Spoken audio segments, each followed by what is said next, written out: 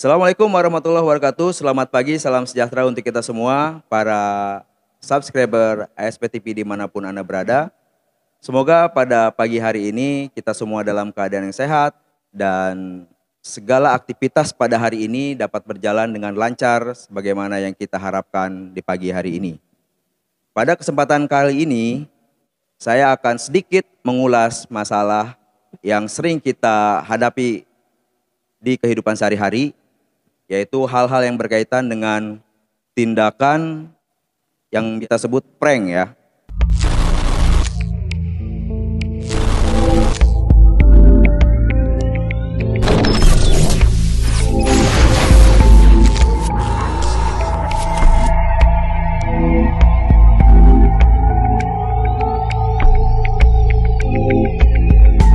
Secara bahasa, prank itu merupakan bahasa Inggris yang artinya senda gurau.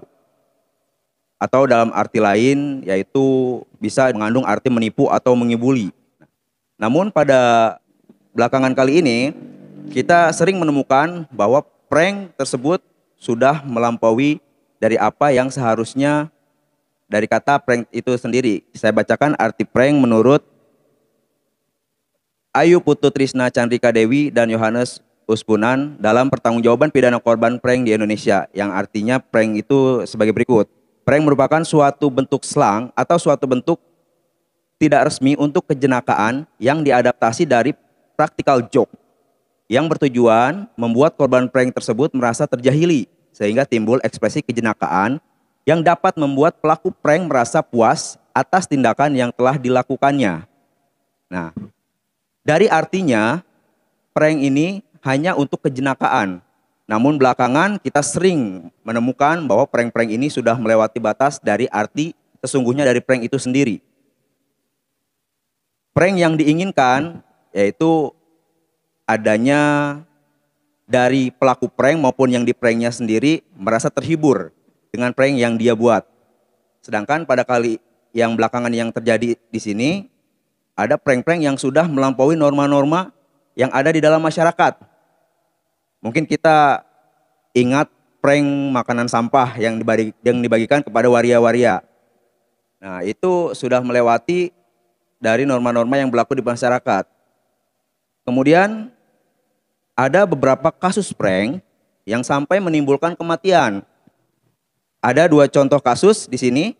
Yang pertama pada Februari 2020 ada korban prank yang sampai menimbulkan kematian. Bahkan tidak hanya satu orang tetapi dua orang. Yaitu untuk kasusnya tersendiri, di sini ada dua siswa SMK yang menjadi korbannya. Adanya prank di sini sebenarnya awalnya untuk mengerjai salah satu temannya yang sedang berulang tahun.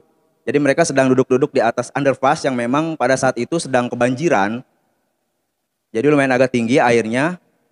Nah, satu orang dari beberapa siswa SMK ini mendorong satu siswa yang sedang berulang tahun pada hari itu. Mendorong dan kemudian terlihat oleh mereka semua bahwa yang didorong tersebut tidak bisa berenang. Nah, sayangnya pada kejadian itu dua orang lainnya membantu siswa yang tadi didorong. Jadi yang dua orang tersebut meninggal dunia dan yang satu kritis dibawa ke rumah sakit. Yang kedua adalah kasus kita mungkin pernah dengar bahwa ada 6 orang pemuda yang mengerjai temannya yang sedang berulang tahun. Dia diikat di tiang listrik, kemudian biasa dikasih telur, dikasih terigu, kemudian disiram oleh air. Dan seketika temannya tersebut yang diikat itu kejang-kejang. Ternyata belakangan diketahui bahwasanya ketika ia diikat dan disiram oleh air, ada kabel yang terkelupas dan menempel ke tiang listrik tersebut yang mengakibatkan orang yang berulang tahun tersebut, yang dikerjai tersebut meninggal seketika di tempat itu. Nah, kemudian timbul pertanyaan, dari kasus-kasus prank ini apakah bisa diseret ke tindak pidana? Kemudian pasal apa saja sih yang cenderung bisa menarik atau menyeret pelaku prank ini agar masuk ke tindak pidana tersebut? Kalau saya lihat ada 3 kemungkinan yang bisa diambil, yaitu pasal 338, pasal 340, dan mungkin pasal 359. Saya bacakan untuk isi-isi pasal tersebut. Untuk pasal 338 berisi barang siapa dengan sengaja menghilangkan jiwa orang lain dihukum karena makar mati dengan hukuman penjara selama-lamanya 15 tahun. Untuk pasal 340 atau pembunuhan berencana di sini berisi barang siapa sengaja dan dengan rencana terlebih dahulu merampas nyawa orang lain diancam karena pembunuhan dengan rencana dengan pidana mati atau pidana penjara seumur hidup atau selama waktu tertentu paling lama 20 tahun. Dan pasal 359, barang siapa karena kealpaannya menyebabkan matinya orang lain diancam dengan pidana penjara paling lama 5 tahun atau kurungan paling lama 1 tahun. Baik, dari 3 pasal-pasal tersebut kita akan kupas. Menarik nih, menurut Mulyanto, pelaku dapat mempertanggungjawabkan atas suatu perbuatan pidana apabila memenuhi faktor-faktor kemampuan bertanggung jawab. Ada 2 poin menurut Mulyanto. Yang pertama, kemampuan untuk membeda-bedakan antara perbuatan yang baik dan yang buruk, yang sesuai hukum dan yang melawan hukum. Yang kedua, kemampuan untuk menentukan kehendaknya menurut keinsapan tentang baik dan buruknya perbuatan tadi. Oke, untuk poin yang pertama, kemampuan untuk membeda-bedakan antara perbuatan yang baik dan yang buruk, yang sesuai dengan hukum dan yang melawan hukum, ini sudah jelas. Berarti untuk pelaku tersebut harus sehat akalnya, artinya tidak gila, begitu, tidak terganggu dan tidak cacat mental.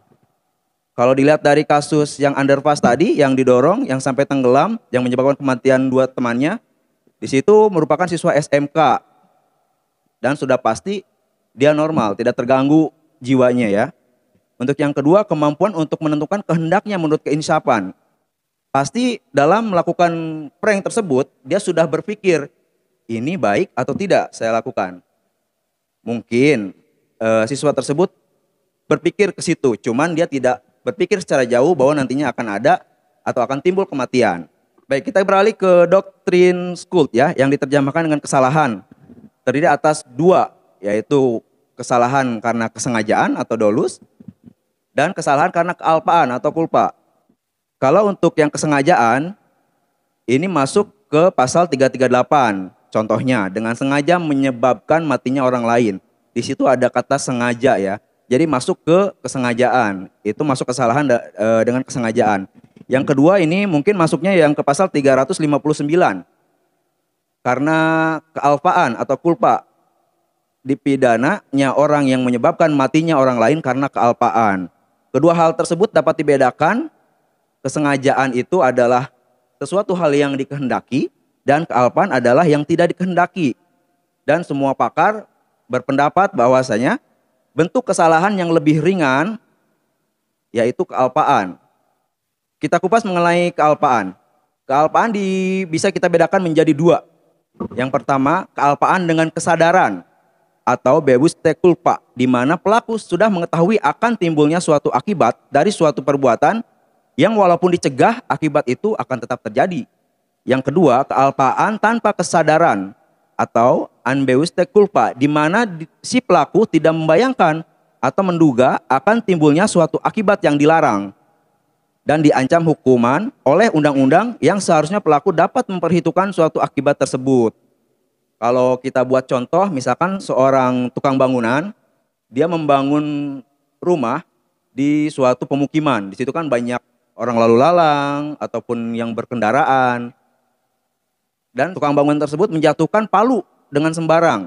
Nah, itu termasuk ke dalam kealpaan dengan kesadaran. Sebenarnya dia tahu bahwa kemungkinan si palu itu akan terkena seseorang. Karena di sekelilingnya sudah pasti, karena banyak pemukiman udah pasti banyak orang. Dan beda lagi jika memang si tukang bangunan tersebut membangun rumah di pertengahan hutan. Kalau itu dia sudah membayangkan bahwa di sekitarnya tidak ada orang. Walaupun mungkin saja palu tersebut bisa mengenai rekan kerja lainnya. Tetapi hal tersebut masuk ke dalam kealpaan tanpa kesadaran. Ini sudah mengerucut kita ke pasal 359. Kita coba unsur-unsurnya, kita lihat unsur-unsurnya apakah pelaku prank ini bisa dijerat dengan pasal 359 KUHP. Adapun untuk pasal 39 KUHP, untuk unsur-unsurnya yaitu barang siapa. Di sini barang siapa itu dalam hukum pidana, barang siapa ditujukan kepada subjek hukum yaitu manusia sebagai penyandang hak dan kewajiban serta mampu mempertanggungjawabkan perbuatannya yang telah dilakukannya. Yang dimaksud dengan barang siapa adalah siapapun yang dapat menjadi subjek hukum, yaitu orang, maka dalam kasus ini yang menjadi subjek hukum adalah pelaku tindakan prank atau orang yang ngeprank ya. Atau unsur yang kedua, karena kesalahannya atau kealpaannya mengakibatkan orang lain mati. Kealpaan adalah kurang penghati-hatian sehingga yang bersangkutan tidak membayangkan akan terjadi suatu akibat yang dilarang karena kelalaiannya. Mati orang di sini tidak dimaksud sama sekali oleh pelaku tindak prank. Merupakan akibat daripada kurang kehati-hatiannya, lalainya pelaku tindak prank atau masuk ke dalam delik culpa. Jadi bisa disimpulkan teman-teman, berdasarkan penjabaran dan contoh kasus di atas, kita dapat simpulkan bahwa pelaku tindak prank tersebut melakukan kealpaan dalam melakukan perbuatannya. Sehingga menimbulkan kematian pada korban prank, maka ia dapat dikenakan sanksi pidana berupa ancaman pidana pasal 359 KUHP. Walaupun kematian yang terjadi sama sekali tidak dimaksudkan oleh pelaku prank tersebut, akan tetapi ia tetap harus mempertanggungjawabkan perbuatannya. Jika unsur-unsur dalam pasal 359 ini terpenuhi, maka pelaku prank dapat diancam pidana penjara paling lama 5 tahun atau pidana kurungan paling lama 1 tahun. Nah, di sini kita bisa ambil kesimpulannya teman-teman. Dalam melakukan hal atau suatu hal di kehidupan sehari-hari, kita tentunya harus tahu dampak apa yang dapat terjadi dari apa yang kita lakukan. Kembali lagi tadi ke permasalahan yang Mulyatno utarakan, ada 2 yang dapat mempertanggungjawabkan atas suatu perbuatan pidana apabila memenuhi faktor-faktor kemampuan bertanggung jawab. Yang pertama, kemampuan untuk membedakan antara perbuatan yang baik dan yang buruk, dan yang sesuai hukum dan yang melawan hukum. Nah, di sini dapat kita simpulkan dari poin 1 menurut Mulyatno ini bahwa kita harus mengetahui hukum yang sedang ada di Indonesia atau poin-poin hukum yang wajib kita ketahui. Ketika kita melakukan suatu hal, pasti ada dampak hukumnya dan kita harus tahu, harus menggali. Bukan hanya mahasiswa hukum yang harus mengetahui hukum, tetapi masyarakat luas pun, bahkan yang pendidikan di bawah pun itu harus mengetahui hukum karena kita hidup di negara hukum. Dan kita harus mengetahui hukum apa saja yang sedang berlaku di negara ini, di masyarakat, yang dipakai oleh masyarakat, agar kita tidak bisa atau tidak terseret ke kasus-kasus yang seharusnya tidak bisa kita hindari, tapi kita lakukan. Seperti kasus prank tersebut. Jika memang tidak diperlukan untuk kita harus prank atau melakukan prank, ya sebaiknya dihindari untuk melakukan prank tersebut.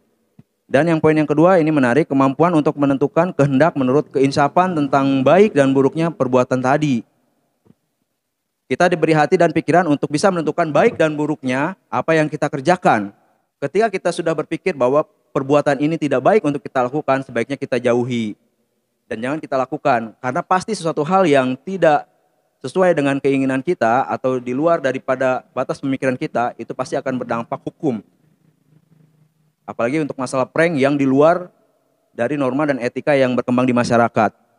Baik, untuk permasalahan prank ini kesimpulannya dapat dipidana.